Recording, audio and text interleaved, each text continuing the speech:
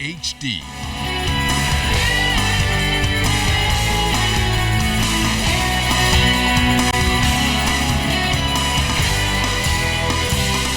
ZNS Network presents The Bahamas Tonight.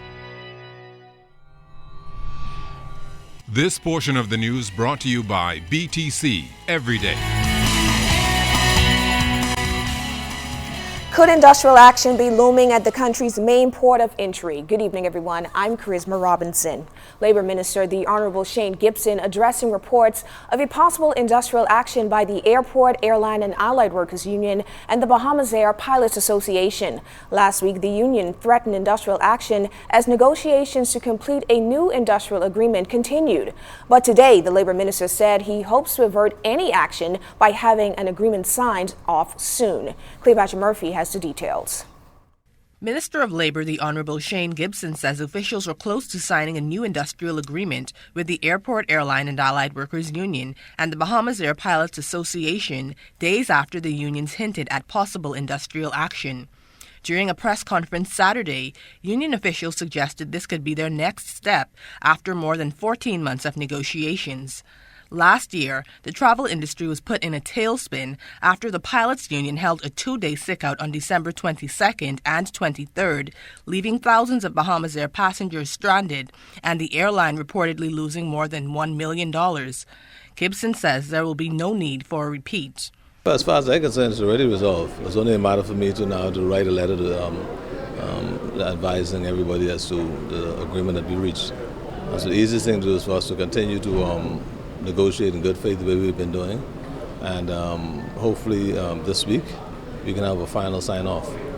Airport, Airline and Allied Workers Union President Nelorine Harding says the industrial agreement has been outstanding since 2013 and suggested union officials just want fair pay for its members. Bahamas Air Board of Directors and Management say they were shocked by the union's comments in a press release. The statement reads, "The mere fact that industrial action would even be threatened during this time of year is a deliberate attempt to disrupt the company's operations and shake customer confidence during our peak season." When negotiations started 14 months ago, the AAAWU presented a proposal seeking 18 increments over a 5-year period. When we management and the union came to the table as directed by the Deputy Prime Minister on Monday, December 7th, we were 2 increments apart.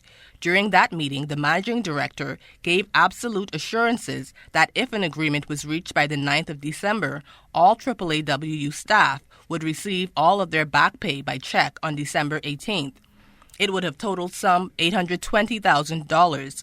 The board maintains it is still committed to arriving at an agreement that benefits all. With some union leaders suggesting unions have been losing their footing, the labor minister says they are the best thing to have happened to the country and suggests some need to adapt. Before time, persons were concentrating on higher wages, greater benefits. I think these days unions should concentrate more on making sure that they are able to lobby legislators to make sure they have good legislation to protect workers in the future, to have job security. As you know, you have lots of employers now. They don't think twice before they make you redundant. And so I think their concentration has to be a bit different. But for the most part, you have some union leaders who have remained up with the times. Gibson says those who fail to adapt will ultimately put their members at a disadvantage. Cleopatra Murphy, ZNS Network News. Former BC board member Fred Ramsey served with voluntary bill of indictment papers today, which means his bribery case is being fast-tracked to Supreme Court. The 78-year-old former insurance executive is facing 4 counts of conspiracy to commit bribery and 14 counts of bribery, all allegedly occurring between 1999 and 2003. Ramsey is accused of accepting $325,000 in favor of swinging contracts to French company Alstom. However, he has denied any involvement in the matter.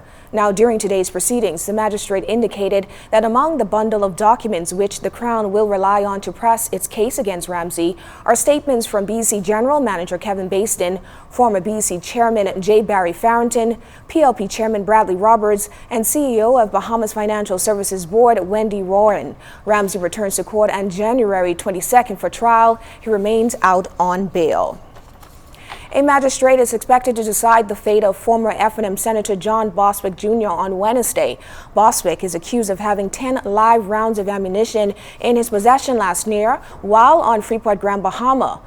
He has pleaded not guilty to the charge. When Bosco took the stand in his own defense earlier, he testified that after a magazine with bullets in it was pulled from his bag at airport security, he had a feeling of total and absolute disbelief, and his first thought then and now was that he had been set up. Magistrate Andrew Forbes is expected to deliver his decision tomorrow at 10 a.m. The trial of Eddie Artis came to an end today after Justice Bernard Turner directed jurors to find him not guilty of murder and not guilty of conspiracy to commit murder. Artis was accused of conspiring with Rashad Sullivan and Patrickita Rose to kill Dario China Knowles, the son of the late Dion Emperor Knowles, back in 2012. However, following legal discussions, Artis was discharged by the court. Meantime, Artis's co-accused Rashad Sullivan and Patrickita Rose are still on trial for the murder of Dario Knowles. Daryl Taylor and Aaron Johnson are prosecuting the case. A would-be robber was stopped in his tracks after a community comes to the aid of one of its own. Our Jared Higgs and Randy Knowles were on the scene as the drama unfolded. It was shortly after 7:30 on Monday evening when our ZNS news team noticed a commotion while driving on Soldier Road. Stopping to inquire, we were told by residents that a local thief had been caught in the act, and the community took matters into their own hands. The victim of the crime, who identified herself as Tiffany Thompson, described her ordeal. I was about to go to Kelly's, me and my baby, and I went to put my foot in my car, and the man sit in my car. You came to your car, you saw him in there. How did you, what was your reaction seeing him in the car? I was scared. I didn't know if the young man was going to rape me, he shoot me, rob me. My first instinct was to scream for help. Among those answering her cries was a gentleman only wishing to be identified as Mr. Ran. He was passing by in his vehicle when he saw what was happening. That's when he and others sprang into action. As a passerby, I heard the young lady screaming out for help. The young man probably was trying to thief her car, some other car. He jumped out the car and break off running. So I had to park my car, hop out on feet and chase behind him. All right, and about how many of you guys were chasing behind him? Oh, it was a mob. It was a mob. This is a crime-watch neighborhood. A heavy crime-watch neighborhood. EMS personnel arrived on the scene and transported the badly beaten robber to the hospital. Tiffany says she's okay, but her would-be robber needs to learn a lesson. I feel sorry, and I really don't want to press charges, but at the same time, this guy has been terrorizing this community for far too long, and I feel as though if I don't press charges, this will continue. We're not sure if Tiffany decided to press charges against a local nuisance, but members of the community want this to be a warning to other would-be robbers of what happens when you attempt to take what isn't yours. Jared Higgs, ZNS Network News. Recalled. Find out why Suzuki has recalled 2 of its models. You're watching the Bahamas Tonight.